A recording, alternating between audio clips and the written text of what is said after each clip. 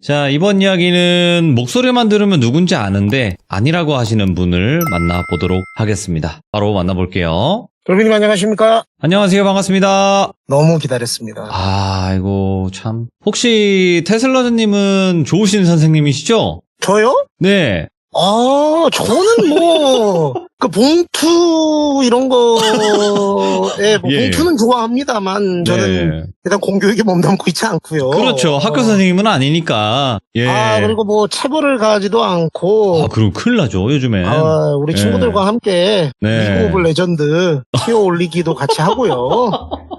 진로에 대한 상세한 상담과 공감을 같이 하고 있는 사람으로서 요새 세상이 어떤 세상입니까? 그렇죠. 근데 처음에 제가 질문을 드렸을 때 잠깐의 망설임으로 모든 게 다 답이 된 것 같습니다. 야, 이게 그런 거네요.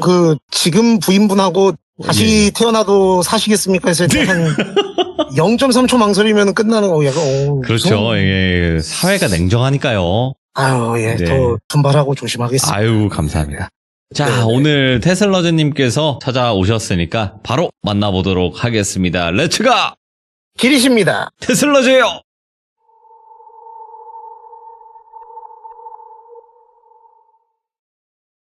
오늘 드릴 말씀이 주제는 짧게 얘기하면 인본주의라는 게 이제 저희가 사람이 이거 정치 구호 아니고요. 이거 그냥 간단히 그냥 임팩트 있게 말씀드리면 사람이 먼저다. 이거 절대 정치 성향 아닙니다. 저랑 상관없고요. 사람을 근본으로 여기는 게 인본주의 아니겠습니까? 그래서 그 카테고리로 빠르게 말씀을 드려보도록 하겠습니다. 일단은 이 얘기의 배경은 대략 한 80년대에서 90년대 정도? 상당히 좀 세월이 지난 얘기라고 생각해 주시면 좋을 것 같습니다. 네. 이 얘기의 주인공 이름을 여성분이세요. 예나라고 해볼게요. 이분이 오래전부터 이제 교직에 몸담을 생각을 하셨던 분은 아니에요. 근데 이분이 원래부터 사명감을 갖고 내가 교직에 몸을 담아야 되겠다, 내지는 아이들을 가르쳐야 되겠다, 이런 분도 아니지만 그렇다고 해서 그렇게 남을 괴롭히거나 아이들을 보살피지 않는 교육자도 아닌, 그러니까 소위 말하는 저희 딱 중간 정도 하시는 선생님들이 계시지 않습니까? 그냥 딱 수업만 하시고 그냥 본인 페이 받아갈 거 받아가시고 수업은 또 수업대로 성실하게 하시는 편인데, 그렇다고 애들을 한 명 한 명 굉장히 사명감 갖고 지도하는 분은 아닌 그런 분이었대요. 네. 이분이 교육재단에서 이제 설립한 사학재단이죠. 그러니까 이제 사립고등학교의 교육자로서 들어가시게 된 거죠, 선생님으로서. 근데 굉장히 제가 듣기로 젊은 나이에 한 20대 후반에서 30대 초반 정도의 나이에 여성분이시니까 가능할 수도 있는데 일찍 학교에 들어가게 된 거예요.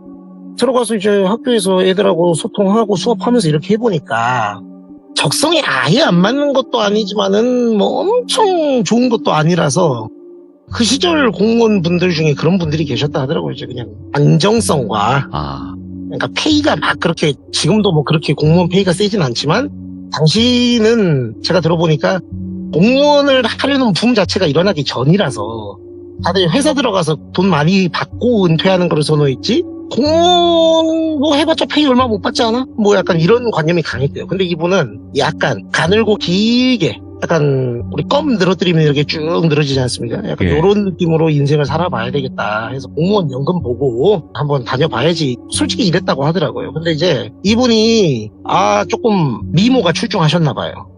그러다 보니까 이제 저희가 또 그러면은 미녀는 괴롭지 않습니까? 이 사회에 나가면은 직장에 들어가면 이런 분들을 가만히 두지 못하는 부류들이 있습니다. 들어보니까 당시에는 지금처럼 또 여성 인권이 신장돼 있던 시기도 아니고 그래서 여교사라는 것 자체가 조금 남교사에 비해서 남자 교사들이나 위에 이제 부장 선생님이라든가 학년부장, 학생 주임 이런 분들 계시잖아요. 네. 이런 분들이 조금씩 들이대는 것까지는 아닌데 제 표현이 조금 불쾌하실 수도 있어요. 근데 그 당시 정서는 사실 그랬대요. 그러니까 약간 여자 교사는 우리 남교사들 출근했을 때 활력이 되어주고 눈요깃거리가 되어주는 존재다 정도로 생각하시는 남자분들도 많았대요, 솔직히. 그 시절에.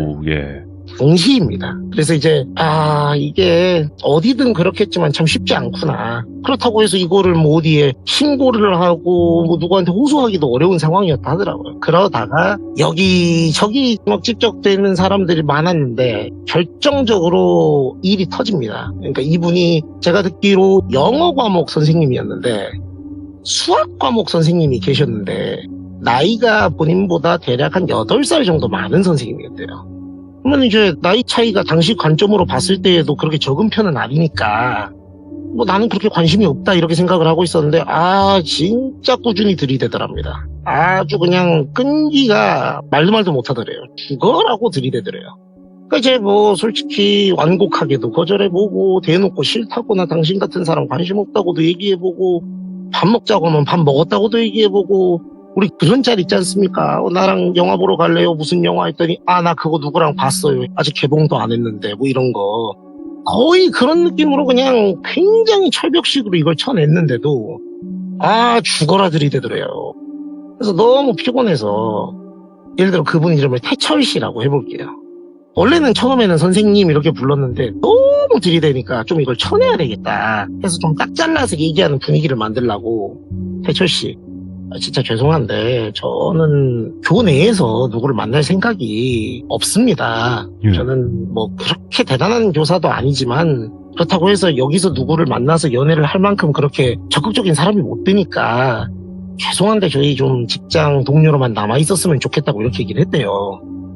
근데 태철이는 의지의 한국인이에요. 절대로 물러서지 않습니다. 저희 예전에 그 더 글로리 보시면 그 선생님 아세요? 그 약간 농담하는 선생님 있어요. 약간 그런 느낌이라고 생각해 주시면 좋을 것 같아요. 제가 들어보니까 아주 철거머리 갖고 능글능글하면서 포기를 모르더래요.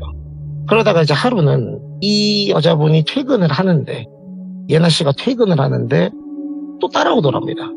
그래서 이제 버스를 타려고 하는데 거기가 제가 들어보니까 그렇게 막 도해지가 아닌 거예요. 조금 떨어져 있는 데다 보니까 버스 배차 간격이 꽤 길었대요.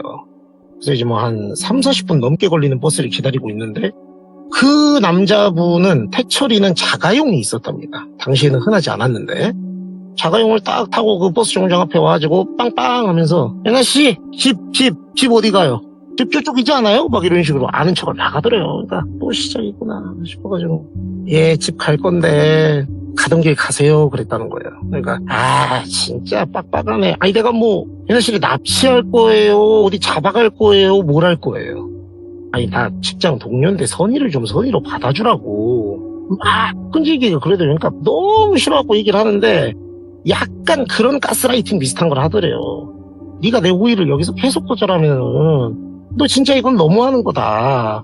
거의 뭐 타짜의 곽철용이 마냥 내 순정을 짓밟으면 나도 뭐 그땐 깡패가 되는 거야 막 이런 느낌으로 거의 하니까 그 앞에서 한 20분을 그러더래요. 사람이 지쳐가지고 그래 잡아다가 어디 갖다 팔아먹으려면 팔아먹어라 짜증나네 정말 하는 마음으로 탔대요. 그러니까 이제 입이 귀에 걸려가지고 헤헤헤 하면서 이제 어디로 모실까요? 하니까 그냥 저 앞에 어디 동네 앞에서 내려달라고 집 주소를 알리기 싫은 거예요 이 사람한테. 뭐 얘는 그런 거 상관없어요. 룰루 하면서 그냥 가는 거예요.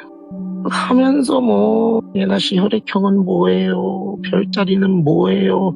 MBTI 이전에 혈액형과 별자리가 있었습니다. 그래서 이제 그런 걸 막 물어보면서 뭐 내가 손금 봐줄까요? 하면 뭔 손금이 앞에 운전이나 해요. 막 이런 식으로 하면서 틱틱대면서 쭉 가더래요. 그러다가 왔어요. 이제 그 얘기한 지점까지. 내려주면 되잖아요. 근데 차문을 딱 걸어 잠그더니 대답을 해라. 뭘 대답을 해요? 그러니까 내가 지금 거의 한 달 넘게 내 진심을 피력하고 이만큼 최선을 다했는데 저희 흔히 그 스토커들이 많이 쓰는 표현 중에 당시는 이제 그런 얘기가 없었지만 그때는 이제 그게 끈기지만 지금은 이게 스토킹인데 그 당시 이런 분들이 좋아하던 말 중에 10번 찍어 안 넘어가는 나무 없다는데 너무한 거 아니냐. 내가 10번이 아니고 한 지금 50번은 넘게 찍은 것 같다. 이분이 나는 그냥 나무가 아니고 한 500년 묵은 마을에 있는 당산나무 고목이라고 안 넘어간다고 그러니까 포기하라고 막 이런 식으로 얘기를 했대요. 근데 고목이면 안 넘어가냐고 전기톱 갖고 와갖고 뒤지게 뚫으면 넘어진다고 내가 못할 것 같냐고 막 그러더래요. 그러니까 이쯤 되니까 사람이 무섭잖아요 솔직히. 네. 그러니까 그만하시라고. 아, 진짜 너무 힘들다고. 그래서 내리려고 하는데 자기 팔을 붙잡고 안 놔주더래요. 그러니까 이러시면은 학교 측에도 내가 진짜 웬만하면 트러블 남기기 싫고 나도 이 학교에서 쭉 생활해야 되니까. 그리고 이제 지금도 그런지는 모르겠는데 당시에 이제 그런 사학재단이나 사립학교 중에는 그 학교를 졸업한 졸업생들을 위주로 먼저 교사를 선발하는 경우들이 있었대요. 본교 졸업생 출신이면 우대를 해주는 거죠. 약간 네. 홈 어드밴티지 느낌으로. 근데 이 예나 씨가 거기 학교 출신이니까 이분한테는 여기 말고도 뭐 다른 데도 갈 수 있겠지만은 제가 들어보니까 당시에는 이제 기탁금 명목으로 물론 당연히 교원 자격을 취득해서 들어오는 거긴 하지만 약간의 기탁금 명목으로 학교에 돈을 내고 들어가는 그런 게 좀 있었다 하더라고요. 그래갖고 이제 자기는 돈도 내고 이 학교 들어왔고 교사로 졸업생 출신으로 여기만큼 좋은 조건이 없잖아요. 그러니까 내가 진짜 웬만하면 트러블 일으키기 싫어가지고 진짜 아무 얘기도 안 하고 조용히 참고 다니려 했는데 자꾸 이렇게 사람 괴롭히고 무슨 성희롱하듯이 얘기하면 나 이거 문제화 시키겠다 이거. 그러니까 갑자기 이 태철이가 이렇게 그윽하게 바라보면서 손을 놓더니 어디에다가 얘기하려고요. 그러니까 학교에 얘기한다고요. 정식으로 이사장님하고 교장선생님한테 다 얘기한다고요. 막 소리를 바락바락 질렀대요. 그러니까 오 하면서 이제 자기 검지손가락을 인중에 올려가지고 쓱쓱 문대면서 약간 머쓱할 때 짓는 표정을 짓더니 허허 알겠다고. 그러면 내가 성희롱 한 걸로 하고 하더니 자기 다리를 이렇게 쓱쓱 문지르면서 치마 속으로 손이 들어가고 막 그러더래요. 뭐야? 그러니까 소리를 딱 지르면서 뺨을 이렇게 탁 때렸대요. 그러면서 미친 새끼 아니야 하면서 탁 창문 열고 창문으로 이렇게 뛰쳐나가 버렸대요. 그러고는 하면서 이렇게 보더니 저기 문 밖으로 쓱 창문 내리고 보더니 문제 제기해요 하고 가더래요. 그래서 와 뭐야 저 개 또라이 같은 새끼 싶어가지고 다음날 출근하자마자 수업이고 뭐고 바로 교무부장 학년부장 선생님한테 가서 얘기를 했대요. 좀 잠깐 얘기를 좀 했으면 좋겠다고. 이 선생님 말씀하시라고 다 얘기했대요. 정말 이분이 용기가 있는 게 제가 알기로는 당시 사회 분위기나 상황이 여성이 그런 일을 당했을 때 적극적으로 나서서 그렇게 막 상황 증언까지 하면서 얘기하기 어려운 분위기였대요. 네. 오히려 사회적인 시선이 아니 네가 뭐 그럴 만한 일을 했겠지 내지는 뭐 꼬리를 쳤겠지 막 이런 분위기들이 많았을 텐데 이분은 당당하게 얘기했대요. 나는 피해자니까. 근데 이 교무부장 선생님이 쭉 듣더니 알겠다고 일단 뭐 많이 놀랐겠다고. 그래서 이거를 지금 어디에 얘기를 했냐고 지금 나한테 처음 얘기하는 거예요? 그러더래요. 그러니까 일단 학교에 먼저 얘기를 하고 정식적으로 이게 조치가 안 되면 경찰에도 얘기를 하겠다 이렇게 말을 했다는 거예요. 그러니까 뭐 학교 차원에서 알아서 조치를 취할 거니까 뭐 너무 흥분하지 말고 우리 또 이 지역 사회가 다 이제 이렇게 서로 연결돼 있고 평판이 공유가 되고 하니까 너무 우리 또 젊은 남자 앞길을 너무 이렇게 막지는 말자고 뭐 이렇게 얘기를 하더라고요. 그러니까 아니 교무부장 선생님 지금 제가 지금 피해자라고요 막 이런 얘기를 했다는 거니까 물론 피해자지 내가 그걸 언제 부정했냐고. 근데 좋은 게 좋은 거니까 이러더라고요. 그러니까 좋은 게 좋은 게 아니고 정확한 게 좋은 거죠. 조치 안 해주실 거면 말씀하시라고 하니까 조치할 거라고. 내가 이거 이사장님하고 저기 교장선생님하고 논의해가지고 정식적으로 징계 밟겠다고. 일단은 있어보라고 얘기를 하더라고요. 그래서 조금 못 믿었긴 한데 한 입으로 두말하진 않겠지라는 생각으로 수업을 했대요. 진짜 솔직히 수업이고 뭐고 하나도 안 잡히는데 어렵게 수업을 했대요. 근데 이제 너무 소름 돋았던 게 선생님들이 클래스에 와서 수업을 하시잖아요. 학교 선생님들이. 자기가 이렇게 예를 들어 5교시 수업을 마치고 그러면은 다음 시간 뭐 이거 진도 나갈 거니까 뭐 이거 전부 다 문제 풀어오고 이렇게 하세요 하고 뭐 예를 들어 이렇게 나가는 거죠. 교편하고 교재를 들고 딱 교실 문을 열고 쓱 이렇게 슬라이딩 도어를 밀고 저희 예전 학교들은 그 끼끼 소리 나는 나무 바닥이었지 않습니까? 그거 끼 밟고 이렇게 문을 열고 나가려고 하는데 그 문 앞에 태철이가 서 있더라는 거예요. 서가지고는 자기 이렇게 쓱 하고 쳐다보더래요. 가만 서서. 뭐 하세요 여기서? 그러니까 그냥 지나가고 있었어요. 근데 누가 봐도 그냥 서 있었단 말이에요. 아니 이렇게까지 잠깐 저 좀 보세요. 그래가지고 딱 데리고 가니까 웃더래요. 막 좋아가지고. 왜? 딱 옥상으로 올라오니까 야 처음이네 그러더래요. 뭐가요? 그러니까 예나 씨가 나한테 데이트 신청한 거 처음이라고. 데이트? 야, 이 또라이야.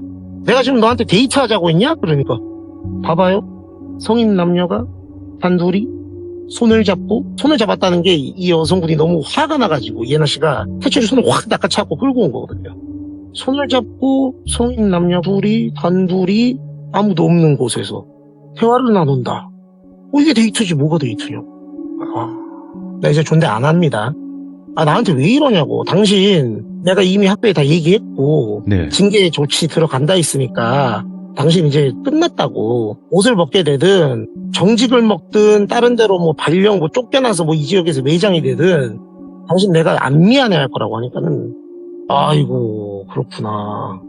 그럼 내가 지금 뭘 잘못했죠? 라고 물어보더래요. 그러니까 이 새끼야 너 나 성추행했잖아 하면서 얘기하니까 성추행했었구나. 근데 성추행을 한 번을 했잖아요 내가. 예? 두 번 해도 큰 문제 없잖아 하더니 자기한테 이렇게 입맞춤을 시도하면서 손이 위로 막 올라가더래요. 근데 이분이 저한테 얘기하기로는 너무 놀라면 대응이 안 된대요. 이게 몸이 굳어버린대요. 그 자리에서 굳어가지고 그냥 덜덜덜거리고 있으니까 뭐야 좋은가 보네? 막 이런 식으로 얘기를 하니까 그때 이제 몸이 움직여지더래요. 그래서 뺨을 또 찰싹 때리면서 울었대요. 너무 속상해서. 그래서 하면서 이제 뛰어 내려갔죠. 네. 그래서 이건 도저히 안 되겠다 해서 교장실을 직접 찾아갔답니다. 그래서 이제 교장 선생님이 앉아 계시더래요. 그래서 똑똑하고 들어가니까는 네 들어오세요 하니까 이제 들어가니까는 우리 선생님 무슨 일로 오셨나요? 하니까 교무부장님한테 들으셨냐고. 그러니까 뭘 들어요? 그러니까 너무 화가 나더래요. 그걸 듣고 얘네는 아무것도 안 하고 있구나 해서 또 얘기를 했대요. 네. 너무 괴롭더래요. 내가 왜 이런 증언을 이 자리에서 또 하고 있어야 되나.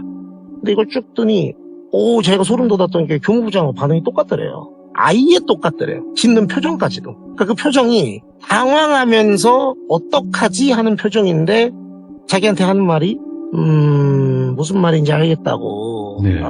그러면은 내가 이거를 윗분들하고 상의를 딱 여기까지 나오니까 예나 씨가 책상을 탁 치면서 그 얘기 좀 그만하라고. 교장 선생님 전권으로 할 수 있는 게 아무것도 없냐고 하니까 그러면은 알겠다고. 나랑 지금 같이 이사장님을 만나러 갑시다. 그러더래요. 지금요? 그러니까 빨리 해결을 원한다면서요. 알았다고.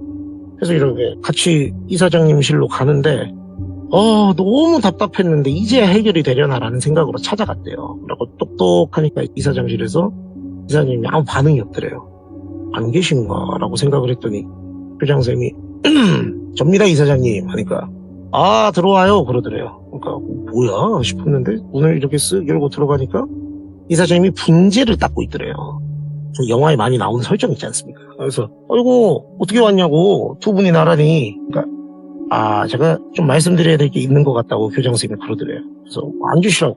그런데 이제 근데 우리 이해나 선생님은 왜 이렇게 눈이 부었어요? 이러더래요. 그러니까 일단 교장 선생님한테 들으시죠 라고 하니까 교장 선생님이 정말 가감없이 자기가 듣는데 불쾌할 정도로 디테일한 상황 묘사와 함께 다 얘기했대요. 그래서 그게 좀 의외였대요. 솔직히 조금 은폐 축소하려고 할 줄 알았대요. 근데 다 얘기를 해주시네. 내가 너무 선생님을 못 믿었나 보다 싶어서 가만히 이사장님이 눈을 감고 이렇게 듣고 있더래요. 그래도 내가 원하는 방향으로 처리가 결국은 되려나 보구나 생각하고 있었는데 이사장님이 쭉 듣더니 우리 이 일을 지금 우리 교장 선생님 지금 어떻게 처리하실 요량이었고 누구누구 알고 있습니까 지금? 이렇게 물어보더래요. 일단 알고 있는 거는 저랑 학년부장, 교무부장하고 여기 계신 선생님하고 이사장 이렇게 4명입니다. 당사자인 태철 선생님까지 하면 5이겠네요. 그러더래요. 우리 교장 선생님은 수고 많으셨네. 일단 나가보세요. 딱 그러더래요. 뭐지 이게 싶었대요. 논의를 같이 할 줄 알았는데 그래서 교장 선생님이 알겠다고 하면서 딱 인사하고 나가더래요. 그러니까 자기 혼자 남아있으니까 그러면 저도 나가야 될까요? 하는데 딱 그때 그 이사장님이 굉장히 온화한 미소를 지으면서 아니죠 하더래요. 네. 그때 교장 선생님이 인사하고 딱 문이 닫혔거든요. 하더니 꽝 닫히니까 아니죠. 너는 여기 있어야죠 이나 그러더래요. 예? 뭐라 하셨어요? 그러니까 그러더니 자기 옆에 이렇게 쓱 앉더래요. 그러더니 이제 굉장히 불쾌한 장면인데 그 태철이가 그러던 것처럼 자기 다리를 이렇게 쓱쓱 문지르더래요 갑자기. 그래서 지금 뭐 하시는데 가만히 있어보라고. 우리 예나 스님, 우리 학교에, 우리 재단의 모토, 그러니까 교훈 같은 거죠. 그런 게 뭐죠? 우리의 이념이 뭐죠? 라고 물어봤대요. 그런데 그 재단의 이념이 사람이 먼저다 였대요. 근데 이게 제가 약간 변형을 한 겁니다. 그러니까 약간 이런 느낌의 모토인데 제가 있는 그대로 말씀드리면 특정될 수 있을 것 같아서 약간 일부러 이렇게 변형을 해서 말씀드리는 건데, 예를 들어 사람이 먼저라는 거죠. 그러니까 그러죠. 사람이 먼저지. 근데 그 먼저인 사람은 다 똑같이 다 평등하게 먼저일까요? 라고 물어보더래요. 그러니까 예. 무슨 말씀이시냐고 하니까. 그러니까 예를 들어 학교를 소유하고 있는 사람과 거기서 일하는 직원하고 똑같을까요? 입장이? 그러더라고요. 다를 수 있죠. 그러니까 학교의 주인이 누구죠? 학생. 아유, 틀렸지. 나지 왜 학생이야. 학교가 내 건데. 그러더래요. 그러니까 근데 지금 이 얘기를 왜 하는지 맥락이 안 잡히더래요. 지금 자기가 하는 얘기는 그 얘기가 아니잖아요. 그러더니 왜 이 사람이 이럴까를 고민하고 있는데 이 사장님이 막 깊은 숨을 쉬면서 하면서 이제 계속 손은 자기 다리 위에 올라와 있어요. 그래서 미치겠네, 이걸 어떻게 하자고 했는데 밖에서 똑똑 소리가 들리더래요. 그래서 들어와라. 그러니까 딱 누가 들어오길래 끼끼 그 나무 소리가 나면서 들어오니까 누가 들어오나 보니까 태철이가 들어오더래요. 그리고 딱 들어와서 인사를 딱 하더래요. 그러니까 앉아보세요, 태철 선생님. 그래서 맞은편에 딱 세우더래요. 그러더니 자기가 그 이사장이 태철이가 보고 있는 앞에서 그 다리를 이렇게 계속 문질문질 하면서 얘기를 하더래요. 이 다리가 그렇게 좋았어요? 라고. 그러니까 여기서 너무 소름이 돋더래요. 태철 선생님이 좋더라고요. 라고 하더래요, 갑자기. 그러니까 뭐 하는 건가 하니까 너는 임마, 그러니까는 내가 적당히 후리고 다니라니까는 학교가 아무리 내 거지만은 그러고 다니면 되냐? 아들아? 그러더래요. 그러니까 이 태철이가 이사장 아들인 거예요. 근데 이걸 다 알고 있었는데 이분만 신입이니까 몰랐던 거죠. 들어온 지 얼마 안 돼가지고. 그러니까 이제 아까 얘기하던 게 그 의미인 거예요. 사람이 먼저고 한데 과연 모두가 평등하게 다 먼저인 사람일까요? 이 얘기가 그 얘기인 거예요. 그러더니 와, 내가 여기 있으면 더 안 좋은 일을 당하겠다 싶어서 저 먼저 일어나겠습니다 하는데, 와, 이렇게 손을 탁 잡아 끄는데 네. 너무 소름 돋았던 게 자기 기분 탓일 수도 있지만 태철이가 자기 손 잡아 끄는 거랑 너무 이 느낌이 비슷하더래요. 그래서 앉아봐 이 쌍 하면서 딱 앉으라고 하더래요. 그러더니 자, 너한테는 선택권이 2개가 있어. 1번 돈 받고 조용히 입 닫고 다니면서 태철이랑 일주일에 한 번씩 밥만 먹어줘. 내가 뭐 많은 거 바라냐. 너 그러다가 우리 집 며느리 되고 애 생기고 그러면 너도 좋은 거잖아. 너도 그러려고 쟤한테 꼬리 친 거 아니야? 뭐 이러더래요. 그러니까 내가 언제 하면서 검지손가락으로 입을 이렇게 쿡 누르더래요. 그러면서 주둥이를 확 찢어발라. 가만히 있어봐. 그러더니 2번째가 있어요. 선생님, 2번째를 들어보세요. 그러니까 이렇게 가만히 벌벌벌 떨리게 되더래요. 내가 사람이 먼저라고 얘기한 이유가 또 있어요, 선생님. 그러더래요. 뭐냐고 하니까 사람은 어쩌면 누구나 평등하게 먼저일지도 몰라요. 그게 또 이러더래요. 그러니까 아니, 정신병자 같은 놈이 또 뭘 하는 거야? 약간 이 생각이 들잖아요. 근데 이제 너무 무서우니까 가만히 들었대요. 왜냐면 사람은 누구나 똑같이 돈이 되거든요. 그러더래요. 그러니까 그게 무슨 말씀이시냐고 하니까 이 봐봐 하면서 자기 눈을 이렇게 가리키면서 여기 내 거 요 각막하고 요 니 거 각막하고 하더니 요 하면서 자기 가슴을 가리키면서 내 여기 요 심장하고 여기 하면서 자기 가슴을 쿡쿡 찌르면서 여기 니 거 심장하고 나이만 같고 비슷한 조건이면 해체해보면 똑같이 받지 않겠어요? 그러더래요. 그러니까 예? 그러니까 아니 뭐 말이 그렇다는 얘기라고. 우리가 여기가 지역사회가 여가 좁잖아요. 그러니까는 우리가 다 조심하자 이거지. 그래서 사람이 먼저라는 거예요. 왜냐? 사람은 다 똑같이 돈이 되니까. 그러니까 나는 아무 말도 안 했어요. 나는 그냥 나는 사람이 먼저라고 얘기한 것 뿐이라고. 선택은 우리 선생님이 하시면 돼. 자, 그래서 어떻게 할래요? 1번, 2번. 딱 그러더라고요. 그러니까 살이 덜덜덜덜 떨리는데 딱 이렇게 자기를 보더래요. 그러더니 우리 선생님은 젊어가지고 부가가치가 높겠는데? 이러니까 와, 말이 안 나오더래요. 1번 하겠다고. 그러니까 굿! 하면서 자기 허벅지를 이렇게 팍팍 때리면서 좋은 선택이라고. 그지? 우리가 아무리 사람이 똑같이 먼저일 수 있고 돈이 될 수 있다고 해도 우리가 일단 살고 봐야지. 안 그래요? 그러면서 웃으면서 축하한다 태철아. 그러니까 고맙습니다 이사장님 하면서 자기 손을 딱 태철이가 낚아채 갖고 나가자고 해서는 아직 학교 수업이 안 끝나는데 그냥 차에 태워갖고 밥 먹자고 데려가 버리더래요. 근데 거기는 아무도 그걸 뭐라 안 하고 자습을 시키는 학교더랍니다. 그리고 다들 안 돼요. 그러니까 들어보니까 뭐 그랬던 사람이 한둘도 아니고 원래 그러고 사는 사람이었다고 하더만요. 그래서 이제 너무 불쾌한 얘기고 들으시는 분들이 좀 찜찜하게 생각하실 수도 있는데 결국은 제가 들어보니까 이분은 2번 옵션을 선택할 수는 없었기에 1번 옵션을 선택해서 1년 동안 이분에게 질질 끌려당겼고 안타깝게도 원치 않는 임신을 해가지고 시집을 가셨다고 하더라고요. 그랬다가 나중에 이제 황혼이혼을 하셨다고 해요. 들어보니까 결혼을 했다고 해서 그 태철이의 그런 만행이 멈췄느냐? 아니더래요. 50 넘어서도 계속 그러고 다니더랍니다. 근데 거기 사회에서는 그냥 그 사학재단과 그 지역 사회에서 그 집안의 그게 거의 뭐 왕이었대요, 왕. 그리고 들어보니까 2번 옵션에 대한 거는 소문뿐이기는 한데 이거는 모릅니다. 함부로 말씀드리기 어려운 부분이니까 제가 그거를 정확히 말씀드리긴 어려운데 그 학교에서 실제로 일하다가 뭐 전근을 간 건지 발령이 났는지 학교에 갑자기 안 나오게 된 여자 선생님들이 2분 정도 있었다 하더라고요. 근데 이제 그분들이 어떻게 됐는지는 아무도 모르는 거죠. 그래서 그런 얘기를 들으면서 이제 이해나 씨는 내가 2번을 선택하지 않은 것이 옳은 선택이기는 했던 것 같지만 너무 힘든 삶을 20여 년 동안 사셨대요. 그러다가 거의 그분이 태철이가 거의 60이 다 되어서 내가 당신한테 할 거 다 했다.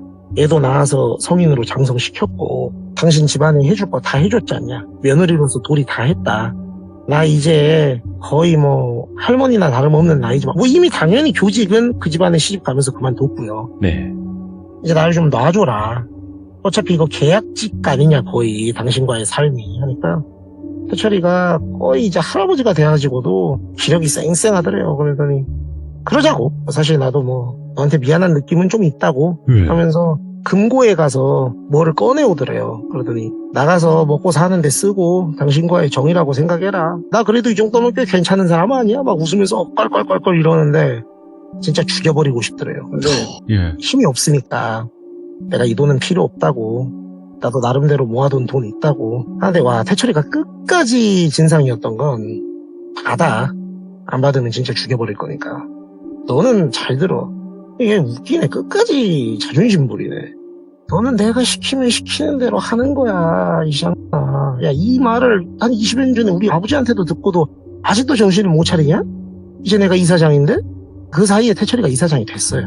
그러니까 너, 내가 받으라면 받는 거고, 지지라면 짓는 거야. 그러니까 짜증나게 하지 마.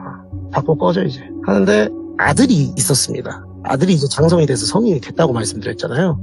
이분은 그 집안과 모든 거를 끊고 나와서 혼자서 사는데 나중에 들어보니 안타깝게도 태철이가 이사장이 됐으니까 아들도 그 재단에 들어가서 일을 했다고 하더라고요.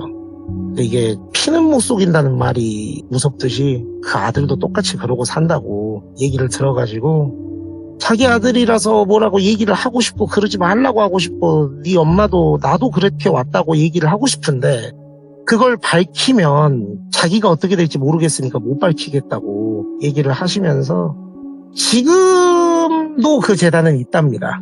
여전히 사학재단으로서 교육을 하고 있고요. 어디라고 제가 밝힐 수는 없어가지고 저는 이제 들었는데 어디라고 전국적으로 알려진 그런 재단은 아니고 진짜 말 그대로 그 지역에서만 꽤 크게 활동을 하고 있는 재단 같더라고요. 그래서 지역에서는 평판도 좋고 좋은 일 많이 하는 재단으로 알려져 있다고 하는데 참 그런 인본주의를 내세우는 한 사학재단의 얘기가 있어서 좀 마음 아픈 사연이고 기분 더러운 사연인데 뭐 말씀드려봤습니다. 야, 예. 많이 불편한 이야기일 수 있고 그리고 사람이 먼저다가 아니라 사람이 돈이던데 사람은 도구다 막 이런 거. 네, 그러니까요.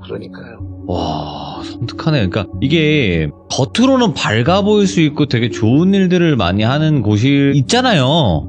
그럼요. 맞잖아요. 근데 이제 대부분의 재단들은 그런 뒷면에서는 네. 이렇게 사람 같지 않은 일들을 하고 있구나 하는 것들도 있으니까 네네네.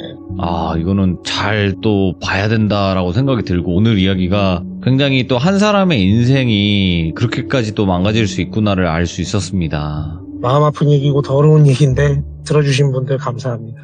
오늘 또 테슬러즈님이 방문을 해주셔서 감사드리고, 오늘도 너무너무 고생 많으셨습니다. 감사합니다. 감사합니다, 돌비님. 네. 네. 아무리 봐도 연기력이랑 이런 얘기하실 때 말투 있잖아요. 끝까지 파헤칠 거고요, 저는. 제가 끝까지 파헤치고 여러분들께 말씀을 꼭 드리도록 할 거고요. 그리고 오늘 이야기는 굉장히 조금 불편하면서 지금도 있는 재단이라고는 합니다. 근데 어딘지 정확히 밝힐 수 없는 점은 여러분들께서 좀 양해해 주시면 좋을 것 같고요. 이런 곳도 있었다라는 거를 여러분들도 알고 계시길 바라겠습니다. 감사합니다. 고맙습니다.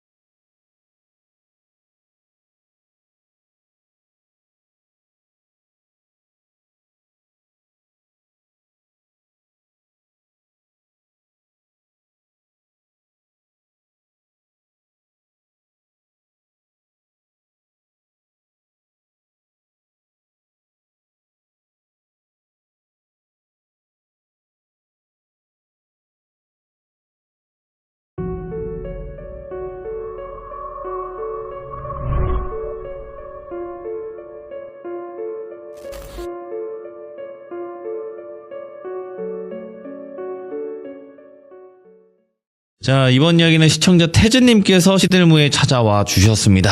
태즈님이 오늘 해주실 이야기는 어떤 이야기가 될까요? 밝은 목소리로 또 뵙도록 할게요. 여보세요.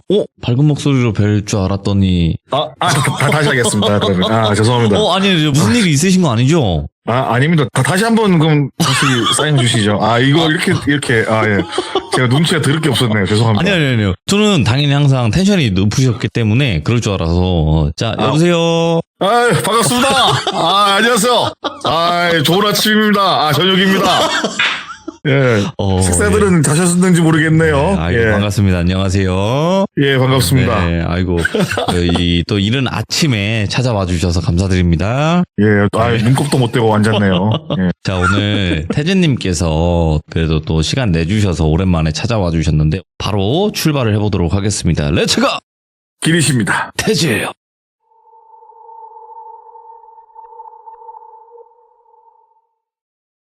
이번 사연의 주인공은 자칭 반달이라고 하세요. 그러니까 건달도 일반인도 아닌 사람인데 제가 뭐 그렇다고 그쪽이랑 인맥이 있거나 그런 건 아닌데 옛날에 그냥 모 검색 엔진에서 운영하던 팟플레이어 같은 곳에 라디오로 진행할 때 알게 된 분이에요. 근데 이분은 자기 입으로 반달이라고 말씀을 하시는데 나쁜 일을 하시는 것 같진 않아요. 그냥 뭐 건실한 사업가이신 것 같은데 자기는 자의반 타의반 반달 인생이다. 나서 반달이라고 하신다고 하더라고요. 아무튼 오늘도 이분은 똘비라고 칭하겠습니다. 이분은 20대 시절, 시기로 치면 90년대 초반일 거예요, 아마 이때가. 이때 이분은 대학생이었는데 그때 어떤 일본 영화를 보고 와, 일본 진짜 쩐다, 살고 싶다, 한국에서 사는 것보다 재밌을 것 같다 라는 생각에 일본으로 가야겠다는 생각을 하시게 된 거예요, 그때부터. 근데 이분께서 말씀하신 게 그때 괜히 그 영화를 감명 깊게 봐서 내 인생이 더럽게 꼬였다. 네. 그렇게 말씀하셨거든요. 그러니까 그 당시 이분은 스카이 바로 아래 단계의 대학교를 다니고 있었어요. 우리나라로 치면 명문대학교죠. 스카이 바로 밑등급 대학을 다녔으니까. 그리고 학창시절도 공부만 하고 학교집, 학원집 뭐 이런 식으로 살던 인생인데 늦바람이 무섭다고 일본에 대한 로망이 생겨버리니까 그쪽으로 대학교를 편입을 한 건지 재입학을 한 건지 뭐 하셔서 가셨다고 하더라고요. 일본 생활을 하기 위해서. 그렇게 대학교를 졸업을 하시고 일본에서 재계서열 손가락 안에 들어가는 아주 큰 무역회사에 입사를 했다고 하더라고요. 네. 근데 그분께서 말씀하시길 그때 일본 직장 문화는 지금은 어떤지 몰라도 굉장히 빡빡했다. 너무 빡빡하고 너무 위계질서가 내가 그 당시 때 동시대 한국에서 직장생활 안 해왔지만은 적어도 일본이 더 빡세고 업무가 더 힘들었다고 말씀하셨어요. 야근은 밥 먹듯이 하고 대신에 돈은 한국에서 버는 것보다 몇 곱절을 벌었다고 하더라고요. 근데 이분이 원한 일본 생활은 이게 아니었어요.